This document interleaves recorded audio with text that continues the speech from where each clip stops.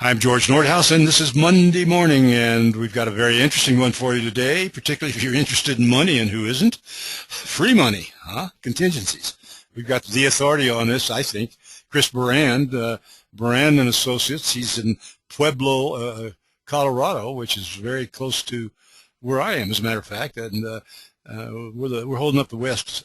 Chris, how long have you been a consultant? A little more than 20 years now. Yeah, I knew it's been a long time because when you first started, I was very impressed with what you were doing, and then in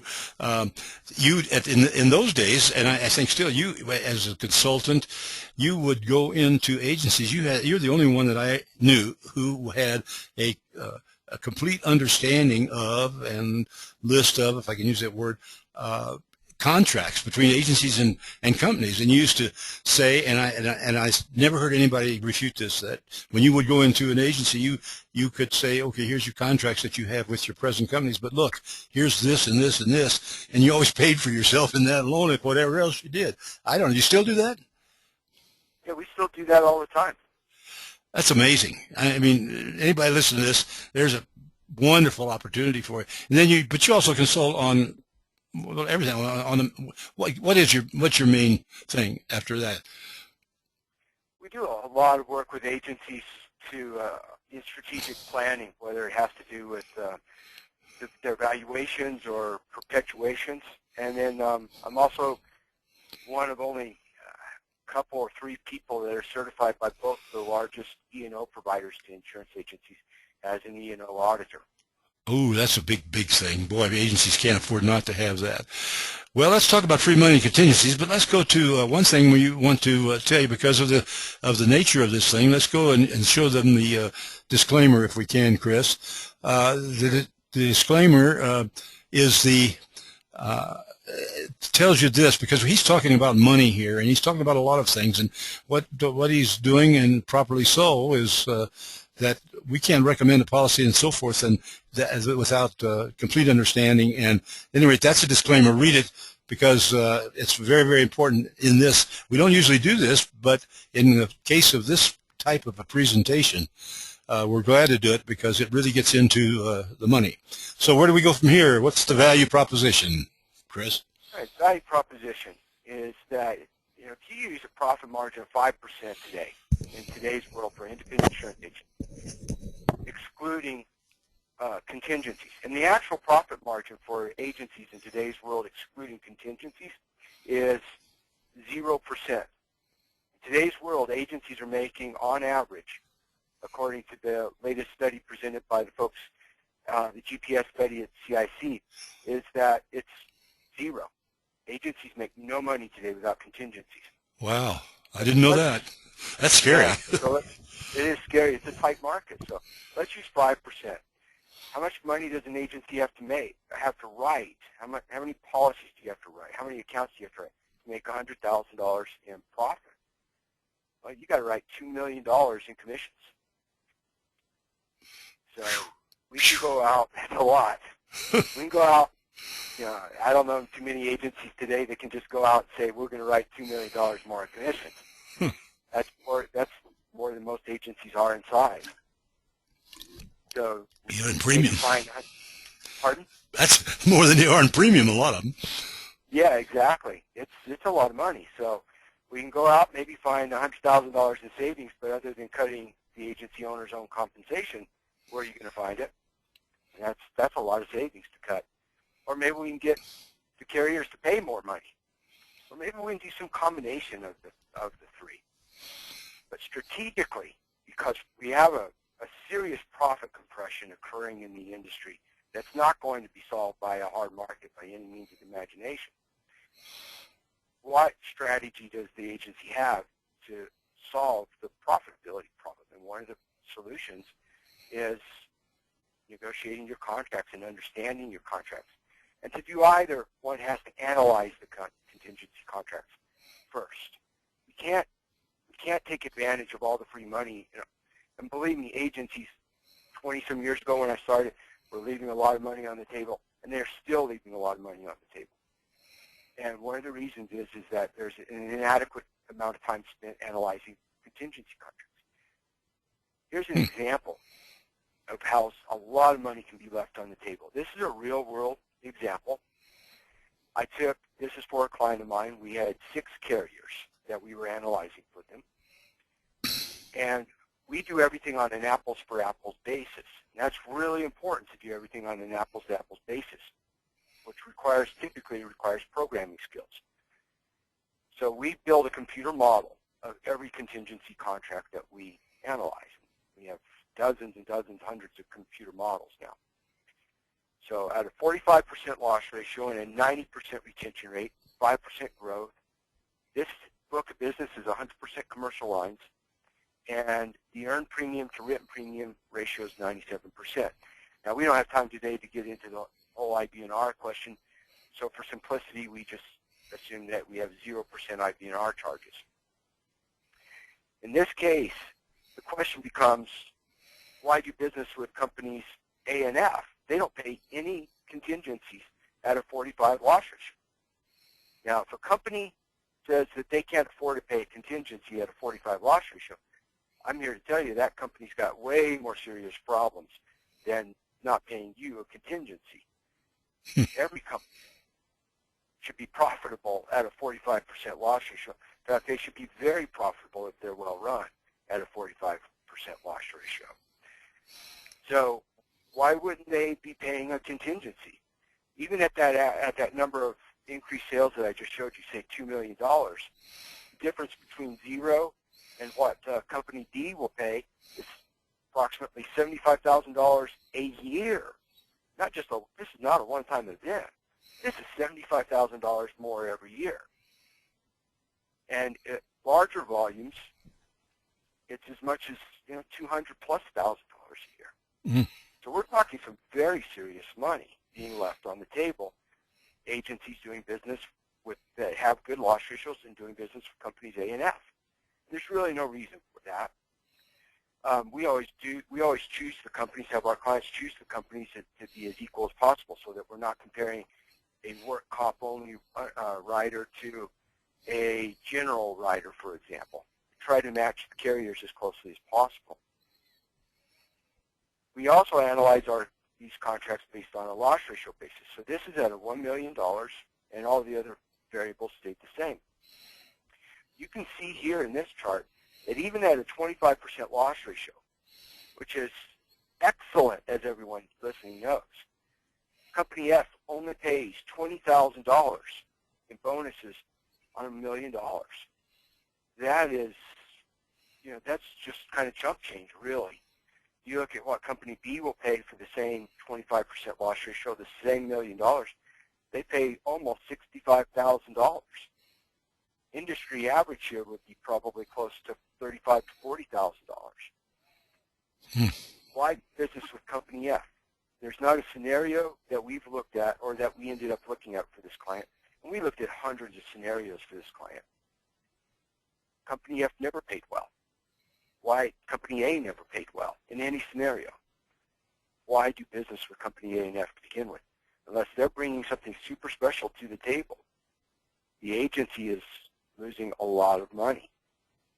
And they're doing so because they hadn't adequately analyzed their contracts. So we have to start with the analyzation. Another example, and interesting always, is that many companies have multiple contracts. Now, it's not like it was in the old days. In the old days, I remember there was a company that once we counted, they had 16 different contingency contracts. They had so many, they themselves had lost it. It was unreal.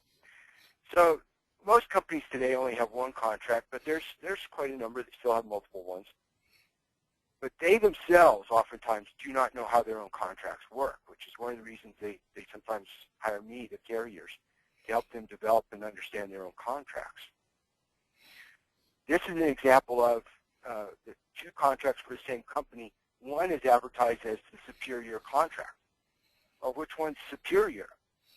If the agency has really good loss ratios, contract number 1 is superior.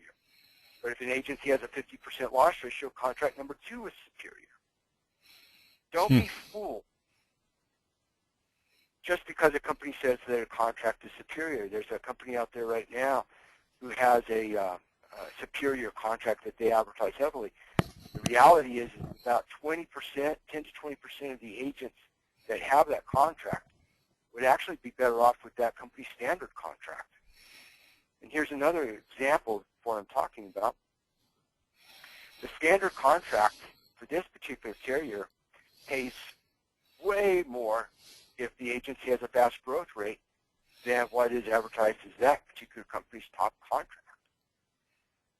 So again, it comes down to the analyzation of how the different contracts work for a specific agency. There is no generic best contract. What is the best contract for one agency may very well be the worst contract for another agency. There are different variables potentially, different set of results. Different states make a difference. So every agency has to do this on their own. There is no magic, simple, easy answer. There is no silver bullet, so to speak. Chris, aggregators do this a lot, don't they? I mean, they really understand this and have to for their agencies. You know, I can't speak on their behalf. I would think that they would. I would think this would be one of the biggest things going, but go ahead. Excuse me for interrupting. I was just thinking about this cut because this is tough for the average agency out there to really understand. Well, it's best that they hire someone like me to do this. I knew you were going to say that. But, I mean, it really requires computer modeling to make this work. Got it. It really does. So there's 4 categories, and we don't have time to go into everything in detail today, but there's 4 basic categories by which agencies can use this information once their contracts are analyzed to make more money. And we'll go through each one of them in an overview. They can place business more strategically.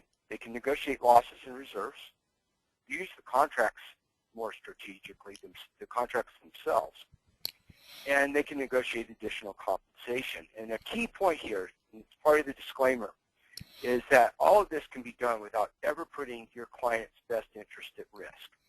And it's really important to make sure that the agency is following that policy. And we always emphasize that this money is there and it's available without ever putting a client's best interest at risk. So, placing business strategically. Oftentimes you have a neutral choice. A lot of workers' comp policies will provide you some neutral choice. Why not place the business with the company that will pay you the most rather than company A or F? When you're moving books of business, if you know who pays the most, all else being equal, why not emphasize placing the most business with the company that pays the most? And obviously when you're forced to do that, but also when you're consolidating. Now, one of the mistakes, and it is a mistake, this is not a Chris Burand philosophy, it's a fact. A large percentage, probably a majority of agencies make a very large mistake by doing business with too many carriers. It's always been the case. And they will say, well, you never know what's going to happen in the marketplace. So they carry too many insurance carriers as a type of insurance policy, but it's a very, very expensive insurance policy. So the question has to be asked and identified, is consolidating companies worth the risk? Well, this is from the best practices study. And you can see here, the red bars are the average agency. So the average agency with between $2.5 million and $5 million in commissions has about 22 carriers, commercial carriers. The most profitable agencies in that category only have 11 carriers. They have half as many carriers, but they're 25% plus more profitable. Wow. Now, in that category, the fastest growing agencies have a few more carriers, but if you look at the segments on either side, not only are the most profitable agencies representing fewer carriers, the fastest growing agencies represent fewer carriers. Boy, that is a big, big statement. Never thought of it. That's huge. It is huge. So there's an opportunity here to increase your profitability, not just by negotiating more money, but by doing business with fewer carriers. And when you go to consolidate the books, if you know how your contracts work and you know how to negotiate, then you have an opportunity to make even more money. And it's free money because you're going to do it anyway. There's not any extra effort into it other than analyzing the contracts, understanding them, and then going through the negotiation process. It's a step you'll take anyway, so why not make the most of it? It's free money. It's just sitting there waiting for you.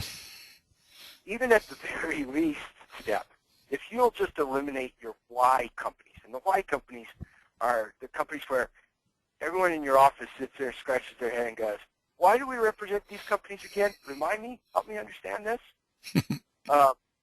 Every agency has those companies, and why they keep them around, I don't know why, but it's important in today's world to eliminate them and represent the strongest companies. And I mean strong not from an AM Best rating perspective. I mean strong from an insurance agency perspective. And again, I'm here to help agencies make more money, not here to sell my services so much. But we have two proven services that really help agencies identify, in addition to the contingency contract analysis service that we provide. We help them understand how strong their carriers are from their perspective, not from any Best perspective. I need to emphasize that, but from their perspective. And when we combine the contingency contract analysis with our stability analysis, man, our clients really do very, very well. Next point is negotiating losses and reserves. And again, this is an overview, so we don't have the time to go into the detail of this. There's three basic areas in which you can negotiate losses.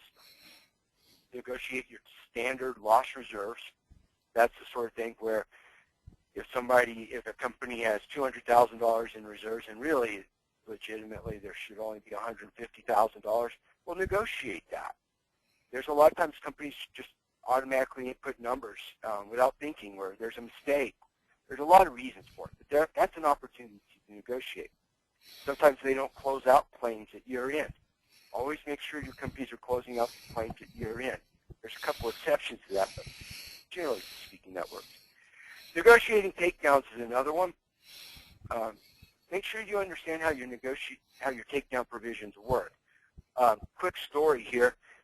Years ago, I got a call real early one morning in my office, and as soon as I picked up the phone, the agent was yelling at me, furious. And I didn't even know the guy. And he was just so mad at what his carrier had done relative to a takedown.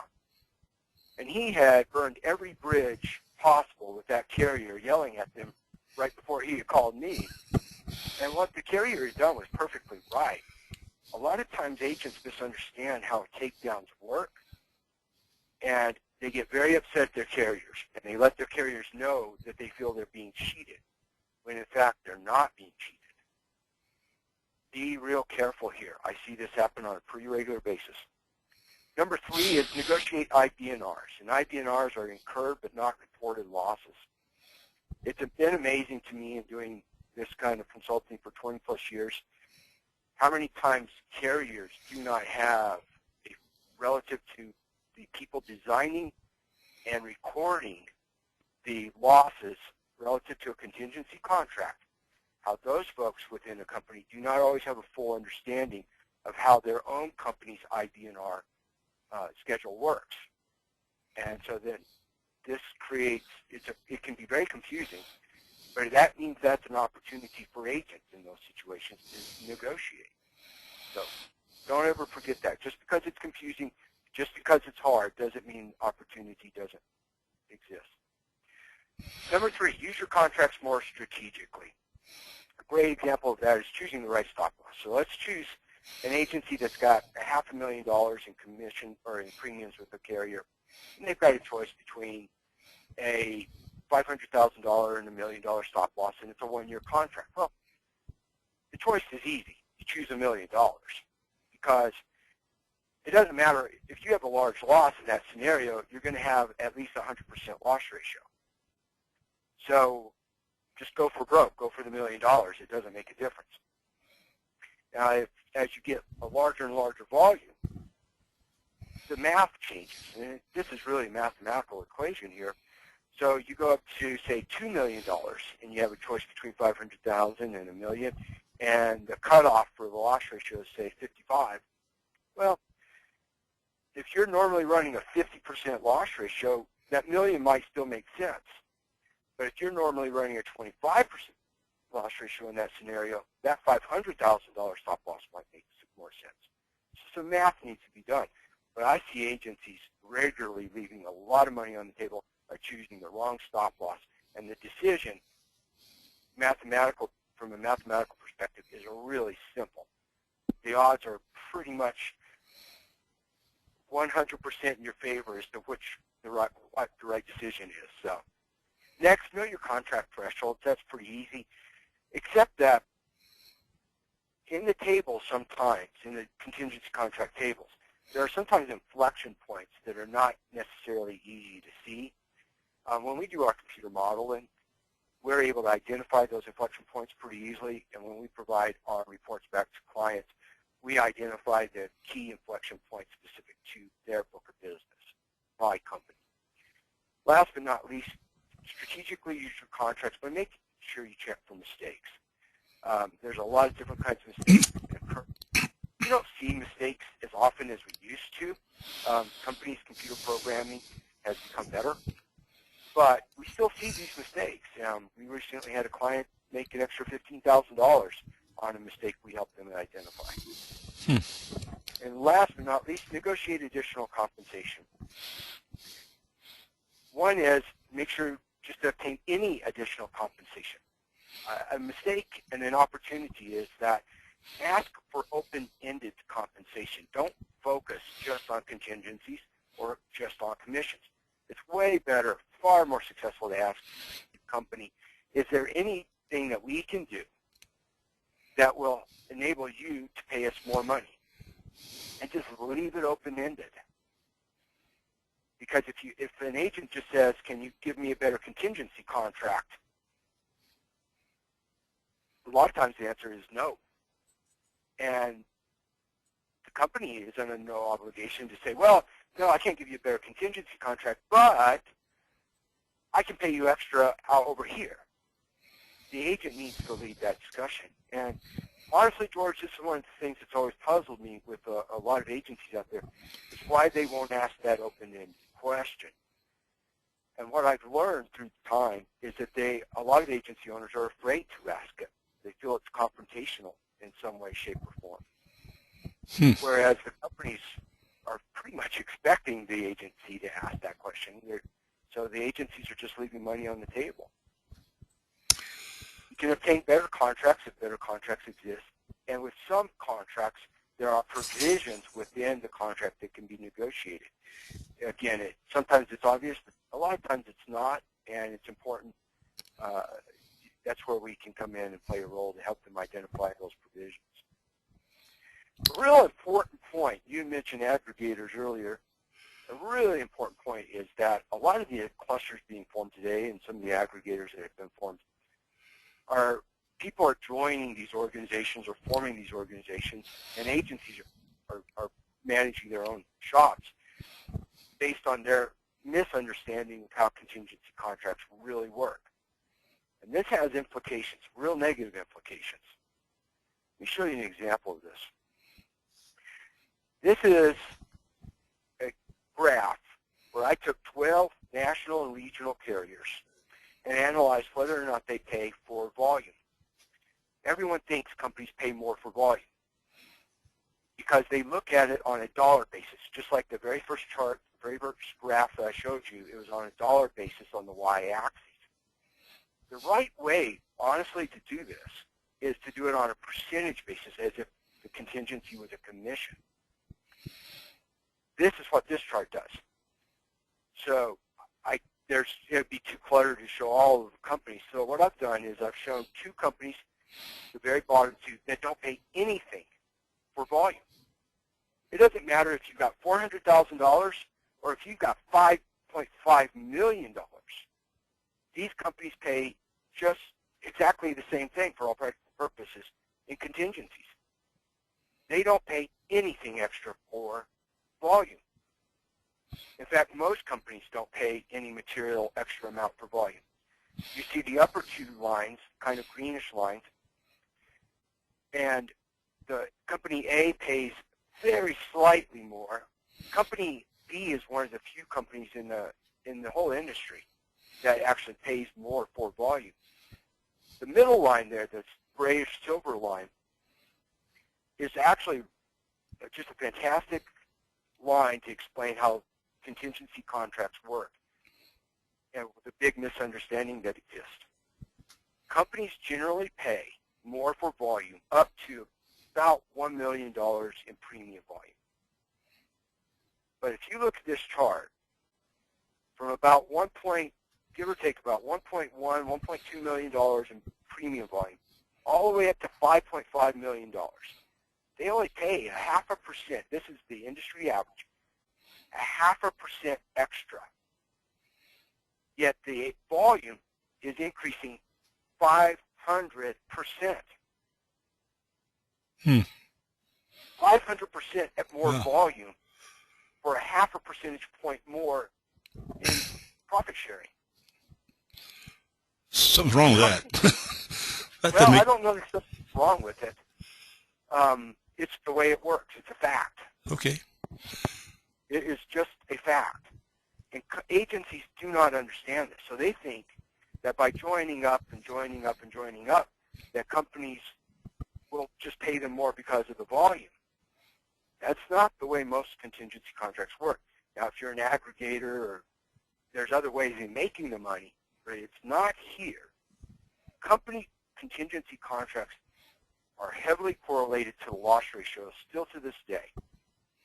And this is the same 12 carriers. And you can see that all of the carriers pay more for good loss ratios. Company B here pays 11.5% for a 25% loss ratio. In other words, agencies writing with really good loss ratios for company B here will almost double their commissions. Wow. Enormous amount of money. Company C here, you get an extra 2.5%, not so good. But still, all companies, there's only a couple of exceptions, pay more for good loss ratios. The thing that agencies are misunderstanding is that companies generally will pay more for growth rate as well, which is what this chart shows. And as you'll see, all of these companies and the industry average all pay more for higher growth rates. What companies want today, and this is why they've designed the contingency contracts the way they've designed the contingency contract, is they want 10% growth or 5% growth or 15% growth, whatever that company's number is. And they don't care what the starting volume is. If it's 5% growth or $500,000, they still want 10% growth. If it's $5 million, they want 5% growth. If it's $10 million that the agency has, they still want 5% growth.